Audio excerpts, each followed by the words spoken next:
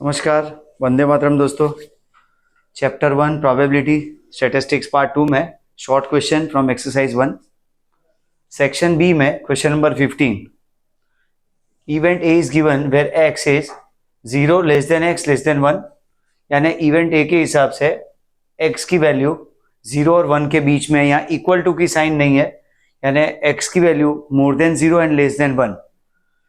Event B is presented as x where 1/4 is less than equals to x less than equals to 3, यानी event B में x की value 1/4 से शुरू करके 3 तक है, जिसमें 1/4 भी इंक्लूडेड है और 3 भी इंक्लूडेड है। रीजन यहाँ इक्वल टू की साइन है, 1/4 less than equals to x less than equals to 3। इस तरह से इवेंट बी को डिस्क्राइब किया गया है। इवेंट ए और बी को इस लाइन पे प्रेजेंट करने पे हमें पता चलेगा 0 से ज्यादा और 1 से छोटी कीमत है इवेंट ए के लिए, और इवेंट बी स्टार्ट हो रहा है 1/4 से लेके 3 तक, 1/4 से लेके 3 तक, 1/4 less than equals to x less than equals to 3। Now we are asked to find out event P A intersection B. A intersection B हमें पूछा गया है, तो ए इंटरसेक्शन बी में ये कॉमन एलिमेंट है जो 1/4 से शुरू होके लेस देन 1 तक, क्योंकि इवेंट ए की रेंज 1 तक की है, लेस देन 1 तक की, और इवेंट बी की शुरुआत 1/4 से हो रही है, इसलिए 1/4 less than equals to x less than 1 is the answer for A intersection B. 1/4 less than equals to x less than equals to 1 is answer for A intersection B. By chance हमें यहाँ पे A union B पूछा होता, A union B, तो complete possibility आती, तो जिसके लिए हमारी शुरुआत यहाँ से होती 0 से, तो हम लिखते हैं यहाँ पे ए यूनियन बी के लिए x where 0 less than x less than equals to 3, 0 less than x less than equals to 3, यानी 0 इंक्लूड नहीं होगा पर 3 इंक्लूड होगा, वहां तक की complete range of possibilities A union B का हिस्सा होगी। तो A intersection B is x where 1/4 less than equals to x less than 1, 1/4 से लेके 1 तक, लेकिन 1 में लेस देन की साइन आएगी, इक्वल टू की नहीं, क्योंकि यहाँ पे इवेंट ए में लेस देन 1 है इसलिए। और ए यूनियन बी के लिए x वेयर 0 से स्टार्ट करेंगे, 0 less than x less than equal to 3, यहाँ पे एंड में इक्वल टू 3 आएगा क्योंकि इवेंट बी में 3 को इंक्लूड किया गया है, इसलिए ए यूनियन बी में भी 3 आएगा, इसलिए x where 0 less than x less than equals to 3। Next question number 16 में PA is 0.5 and PB is 0.7, A and B are independent events. Independent means occurrence of one event does not depend on occurrence or non-occurrence of another event. तो यहाँ पे पहले हमें उसकी complementary events निकालनी होगी। P of A dash is equal to 1 minus PA, that is 1 minus 0.5, तो answer है 0.5। P B dash is equal to 1 minus P of B, यानी 1 minus 0.7, आंसर है 0.3। हमें पूछा गया है कि A dash इंटरसेक्शन B dash फाइंड करना है। A dash intersection B dash, neither event A occurs nor event B occurs, so P of A dash intersection B dash, that is P A dash into P of B dash, क्योंकि अगर A and B independent events है, original events A and B, if they are independent events, तो उनकी complementary events भी independent events ही होगी, इसलिए A dash intersection B dash के लिए P of A dash into P of B dash 0.5 into 0.3, answer is 0.15।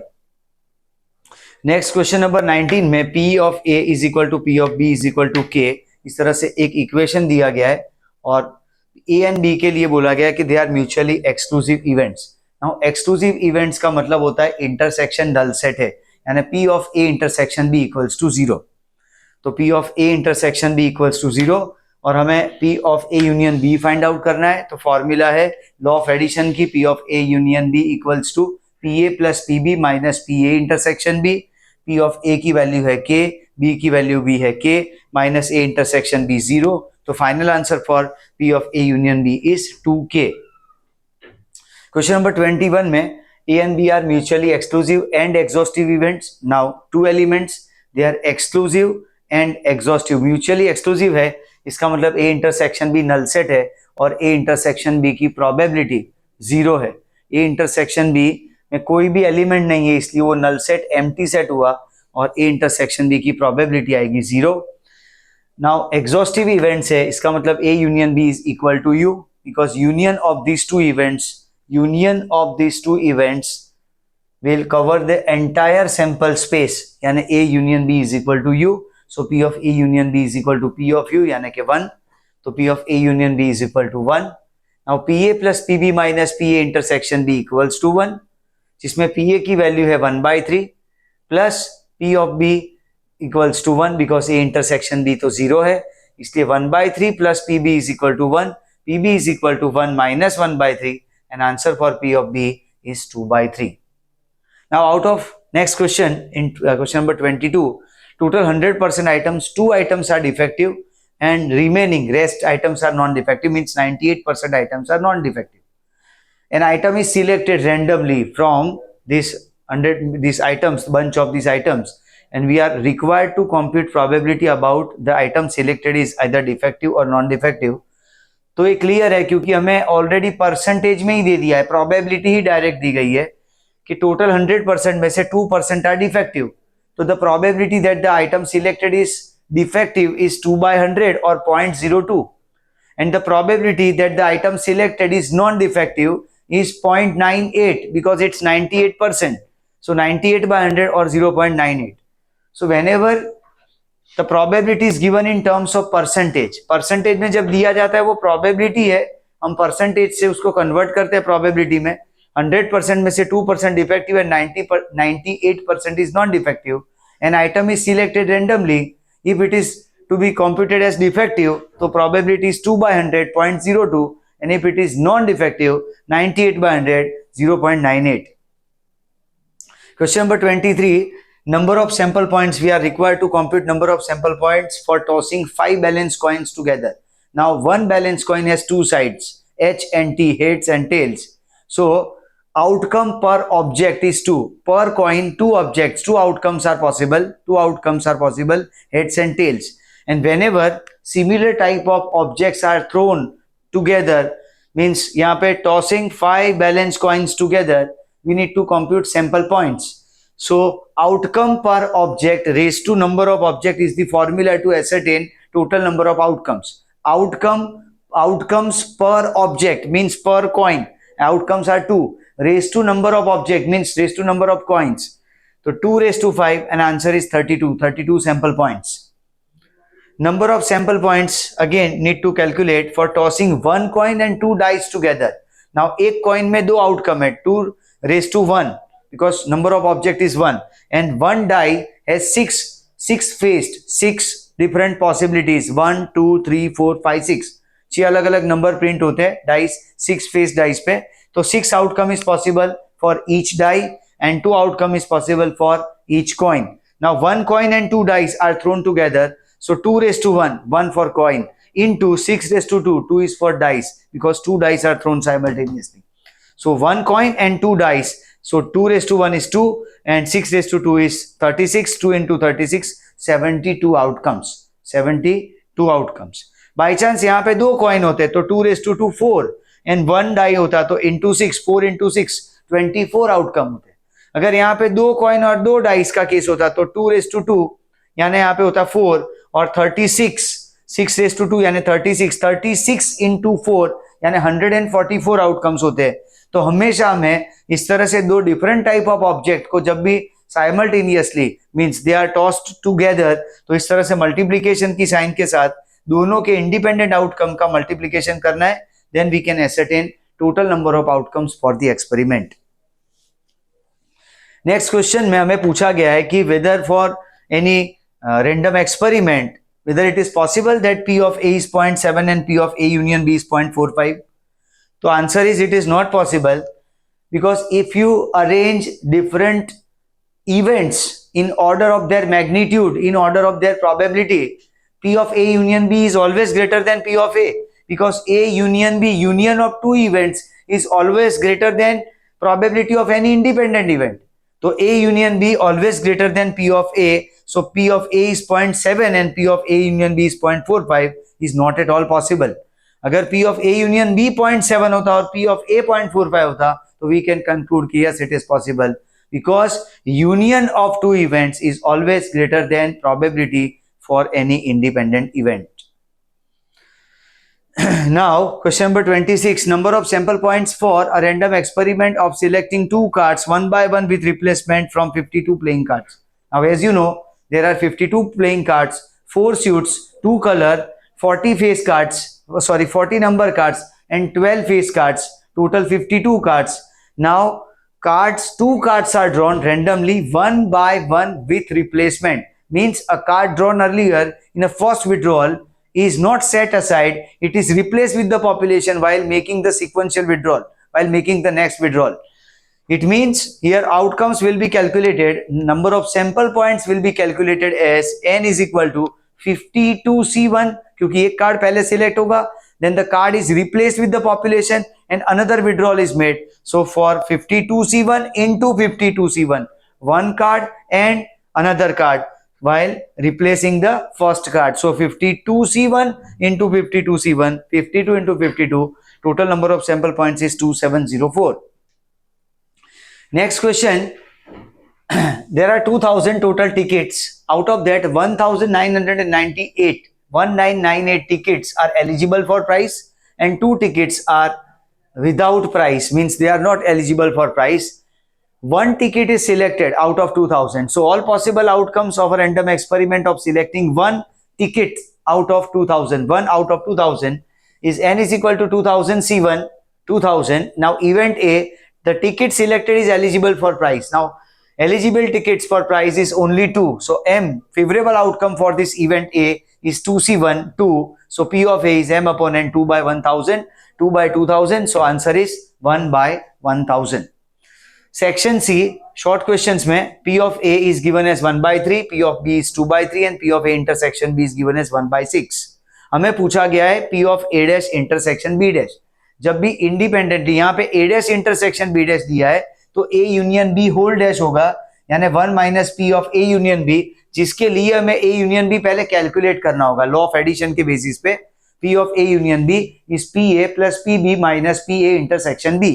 PA की value है 1 by 3, PB is 2 by 3 and P of A intersection B is 1 by 6. तो यहाँ पे LCM है 6, यानी 2 plus 4 minus 1 by 6, 5 by 6 is the answer of P of A union B.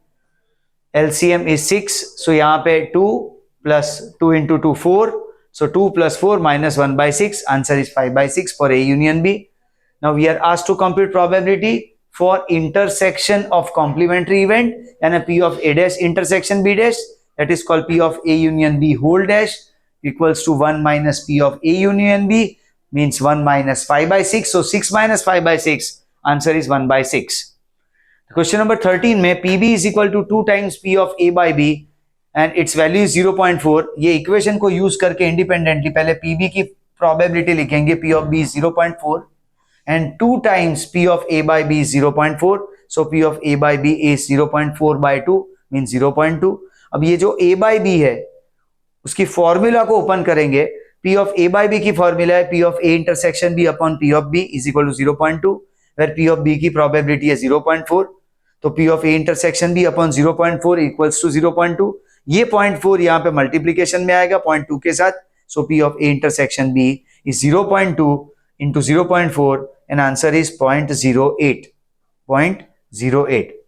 Now question 14, A and B are independent events. Now independent events है और equation दिया गया है 3PA is equal to 2PB is equal to 0.12. Now 3PA equals to 0.12, so PA equals to 0.12 by 3, तो PA का answer है 0.04. 2PB equals to 0.12, so PB is equal to 0.12 by 2, तो PB का आंसर आएगा 0.06. Now हमें पूछा गया है intersection of these two events A and B. Now as these two events are independent events, law of multiplication suggests P of A intersection B equals to PA into PB. PA का answer है 0.04 and PB is 0.06. 0.04 into 0.06, answer is 0.0024. For A intersection B, answer is 0.0024. Next question number 15, another equation is given. In these terms, 5 times P of A is equal to 3 times P of B is equal to 2 times P of A union B equals to 3 by 2. तो equation का use करके तीनों probability को identify करेंगे, पहले उसकी value extract करेंगे. 5PA is equal to 3 by 2. So P of A is equal to 3 by 2. 3 by 2 into ये 5 डिनोमिनेटर में यहाँ पे जाएगा डिवीजन में, 3 by 2 into 1 by 5, answer is 3 by 10. For P of A, answer is 3 by 10. Now 3PB is equal to 3 by 2. So PB is equal to 3/2 into 1/3, 3 cut होके PB का answer बचेगा 1/2, 2 times P A union B, 2 times P A union B is equal to 3/2, so P of A union B equals to 3/2 into 1/2, answer is 3/4. Now P of A intersection B, P of A intersection B हमें पहले calculate करना है, because our main requirement is to compute P A dash union B dash. Now A dash union B dash is A intersection B dash. जब A dash intersection B dash पूछा जाए तो वो A union B का whole dash होता है, और जब A dash union B dash पूछा जाए तो वो ए इंटरसेक्शन बी का होल डैश. तो हमें A dash union B dash calculate करना है, जिसकी फॉर्मूला है P of A intersection B whole dash, and that is 1 minus p of a intersection b, but for that purpose we need to calculate a intersection b. तो उसके लिए ये calculation है यहाँ पे लॉ ऑफ एडिशन के basis पे p of a intersection b equals to pa plus pb minus p of a union b. तो p of a है 3/10, p of b है 1/2 and a union b है 3/4. so 3/10 plus 1/2 minus 3/4, यहाँ पे LCM 20 आएगा, तो 3/10 into 2/2 plus 1/2 into 10/10 to make it 20, and minus 3/4 into 5/5. So 6/20 plus 10/20 minus 15/20, and its answer is 1/20. P of A intersection B का answer है 1/20. We are required to calculate probability of A dash union B dash. So P of A dash union B dash is equal to P A intersection B whole dash. That is 1 minus P of A intersection B. So 1 minus 1/20, 20 minus 1/20, and its answer is 19/20. Next question में हमें A and B के लिए बोला गया कि they are independent events, और P of A intersection B is given है 0.12 and PB की वैल्यू दी गई है 0.3. Now if A and B are independent events, straight way law of multiplication can be applied. So PA into PB equals to 0.12, where PB की value है 0.3. Now 0.3 को divide करेंगे 0.12 से, तो P of A is equal to 0.12 by 0.3. 0.12 divided by 0.3, answer is 0.4. 0.4 P of A का answer है 0.4. P of B already calculate दिया गया है 0.3, एंड A इंटरसेक्शन B का आंसर था 0.12. नाउ हमें पूछा गया है कि A union B occurrence of at least one event A or B, at least one is A union B, that is PA plus PB minus PA intersection B. PA की value है 0.4, PB की value है 0.3 and PA intersection B is 0.12. So 0.4 plus 0.3 is 0.7 minus 0.12, A union B की probability आएगी 0.58. Next question में event A और B present किया गया है. Event A as where x 1 less than x less than 3, यानी A की रेंज 1 और 3 के बीच में है, यानी 1 से ज्यादा और 3 से कम, ये उसकी कंप्लीट रेंज है. और B के लिए बोला गया है x where 1/2 less than equals to x less than 2, यानी B इवेंट B 1/2 से स्टार्ट होके 1/2 को इंक्लूड किया गया है, क्योंकि इक्वल टू की साइन है अप टू 2, यानी लेस देन 2 तक की इवेंट B है. ये ऊपर इवेंट B और ये नीचे इवेंट B को प्रेजेंट किया गया, A एंड B को. अब हमें पूछा गया है A यूनियन B, तो A यूनियन B की शुरुआत यहाँ 1/2 से होगी और वो 3 तक जाएगा, लेस देन 3 तक. तो 1/2 A union B is x where 1/2 से इसलिए शुरू करेंगे क्योंकि यहाँ इक्वल टू की साइन है. तो 1/2 less than equals to x less than 3, 1/2 से 3 तक, जिसमें 1/2 इंक्लूड होगा पर 3 नहीं होगा, क्योंकि 1/2 में इक्वल टू की साइन है और 3 में नहीं है. This is range of P of A union B.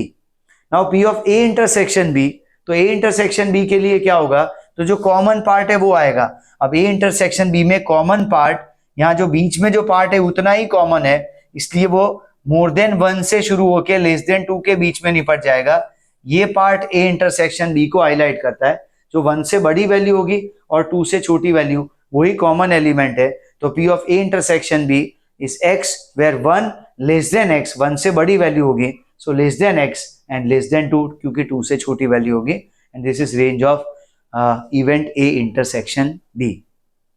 Next question में A and B are two events and probability for occurrence of at least one event is given. whenever at least one बोले वो union of event हुआ, तो at least one is either A और B के हिसाब से वो A union B की probability हुई 1/4. Now event A occurs but B does not occur. event A occurs but event B does not occur, this is difference event A minus B और A intersection B dash, यानी हमें A intersection B dash या A minus B की probability दी गई है, that is 1/5। तो हमें पहले P of A union B के लिए वैल्यू लिखनी है 1/4, फिर A union B की फॉर्मूला को ओपन करना है क्योंकि हमें क्वेश्चन में P of B पूछा गया है। सिचुएशन ये है कि हमारे पास P of A union B का आंसर है और P of A intersection B dash यानी A minus B का आंसर है। ये दो प्रोबेबिलिटी हमें दी गई है, A माइनस बी है 1/5 और A यूनियन B है 1/4 और हमें पूछा गया है P of B के बारे में। तो पहले P of A union B की फॉर्मूला को ओपन करना है। P of A union B is equal to 1/4, PA plus PB minus P of A intersection B equals to 1/4। अब ये A minus A intersection B जो है minus में, उसको पोजीशन को चेंज करते हैं, उसको आगे लाते हैं और P of B को पीछे ले जाते हैं।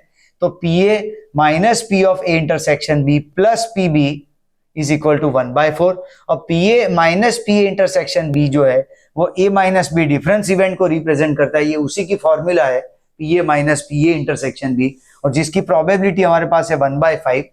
तो P of A minus P of A intersection B की जगह हम लिख सकते हैं P of A minus B plus PB equals to 1/4। इसकी प्रोबेबिलिटी है 1/5, 1/5 plus PB is equal to 1/4। So P of B equals to 1/4 minus 1/5, 1/4 minus 1/5, cross multiplication से 5 minus 4/20 and it's final answer is 1/20।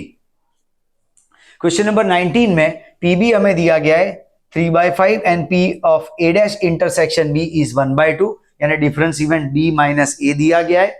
तो पहले P of B minus A लिखेंगे 1/2, फिर उसकी formula लगाएंगे PB minus PA intersection B equals to 1/2, जिसमें PB की value है हमारे पास 3/5। तो वैल्यू रखेंगे 3/5 minus P of A intersection B equals to 1/2। P of A intersection B positive होगा, 1/2 इस साइड नेगेटिव होगा, तो P of A intersection B equals to 3/5 minus 1/2। Cross multiplication करें तो 3 2 जा 6, 5 1 जा 5, 6 minus 5/10, answer is 1/10 for P of A intersection B। अब A intersection B मिलने के बाद हमें नेक्स्ट कैलकुलेशन करना है P of A by B और उसकी फॉर्मूला है P of A intersection B upon P of B, that is 1/10 by 3/5, 1/10 upon 3/5। Reciprocal करेंगे इसकी इफेक्ट को, 1/10 इंटू 5/3, 5 2 जा 10 and answer for P of A by B is 1/6। P of A by B का answer आएगा 1/6। Question number 20 में हमें 10 individual persons के लिए डिटेल दिया गया है कि 6% are having passport and 4% are not having passport out of total 10 individuals. 10 individual में से 6 लोगों के पास पासपोर्ट है, 4 लोगों के पास नहीं है और उसमें से 3 लोगों का सिलेक्शन करना है। All possible outcome of a random experiment of selecting 3 out of 10, so n is equal to 10c3, 10 into 9 into 8 upon 3 into 2। तो यहाँ पे फाइनल आंसर जो फाइनल आउटकम्स है वो है 120, यानी total possible outcome of random experiment is 120 for selecting 3% out of 10। अब यहाँ पे इवेंट ए के लिए बोला गया है all 3% are having passport, all 3% are having passport. तो टोटल 6 लोग हैं जिनके पास पासपोर्ट है, उनमें से ही सिलेक्शन होना चाहिए, यानी 6c3। Favourable outcome for this event A M is equal to 6c3, 6 into 5 into 4 by 3 into 2, and favorable outcome for this event A is 20, and its probability occurrence for this event A, the probability for the occurrence of this event A, P of A, is m by n, 20 by 120, and its answer is 1/6. Event B हमें पूछा गया है कि 2% does not have passport. It means out of 3 selected individuals, 2 does not have passport and 1 individual is having passport. यानी 2% without passport and 1% with passport, यानी 1% with passport and 2% without passport. तो उसके लिए जो इवेंट बी के favourable outcomes है उसके लिए m is equal to 1% is without, 1 is with passport. तो 6 लोगों के पास पासपोर्ट है, उसमें से एक सिलेक्ट होना चाहिए, यानी 61 इंटू एंड है, यानी इंटू मल्टीप्लीकेशन की साइन आएगी यहाँ पे, इंटू 2 लोगों के पास पासपोर्ट नहीं होना चाहिए, यानी 2% आर विदाउट पासपोर्ट। तो विदाउट पासपोर्ट में है 4%, तो 4c2, 6c1 into 4c2, 6 into 4 into 3/2, 4c2 is 4 into 3 by 2. So 6 into 6, 36 outcome. 36 favorable outcome for this event B, and its probability for the occurrence of event B is m upon n, 36 by 120, and final answer is 3 by 10. In next question, number 21, event A is given as means tax limit. Question 21 deals with tax limit increase for male and female. So event A, tax limit increases for male, event A, and its probability is 0.66. So P of A is 0.66. Event A, tax limit increases for male and its probability is 0.66. Event B, tax limit increases for female and its probability is 0.72. So P of A is 0.66 and P of B is 0.72. Now event A intersection B, the tax limit increases for both male and female. Tax limit increases for both male and female. A intersection B की probability है 0.47. Now we are asked to compute about the probability that tax limit increases for only one. Tax limit increases for only one. At least one नहीं, only one.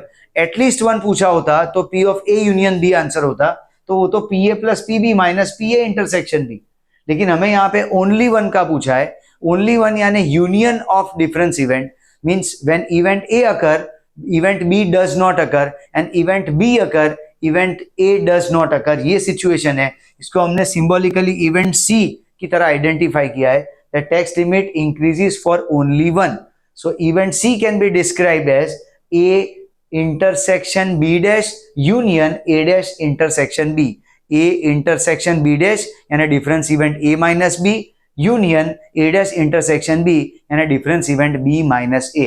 So P of C equals to P of A minus B union P of B minus A. अब A minus B की formula है PA minus PA intersection B union यानी plus, and B minus A की formula है PB minus PA intersection B यानी PA plus PB minus 2 times P of A intersection B.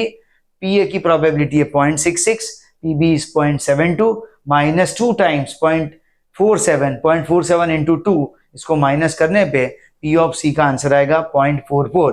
यानी occurrence of this event C where tax limit increases for only one, male और female में से only one के लिए, तो वो event C and its probability is 0.44. Next is A union B. A union B हमें calculate इसलिए करना है क्योंकि ये एटलीस्ट वन को रिप्रेजेंट करता है कि tax limit increases for at least one. तो A union B is P A plus P B minus P A intersection B. 0.66 plus 0.72 minus 0.47, answer is 0.91 for A union B. Actually we are asked to compute about the probability of A dash intersection B dash, क्योंकि हमें पूछा गया है tax limit does not increases for both. Tax limit does not increases for both male and female. Does not यानी complementary event. Increases is main event. Tax limit increases for male is A. Tax limit does not increases for male is A dash. Tax limit increases for B. Tax limit increases for female is event B. And tax limit does not increases for female is event B dash. हमें पूछा गया कि tax limit does not increases for male and female, यानी दोनों में से किसी के लिए इंक्रीज ना हो, यानी A dash intersection B dash. और उसकी probability के लिए जब A dash intersection B dash की हमें probability find करनी है तो वो A union B whole dash होता है. A union B whole dash that is 1 minus PA union B. तो P of A dash intersection B dash is equal to P of A union B whole dash that is 1 minus PA union B. तो उसी के लिए हमने ये A union B calculate किया था.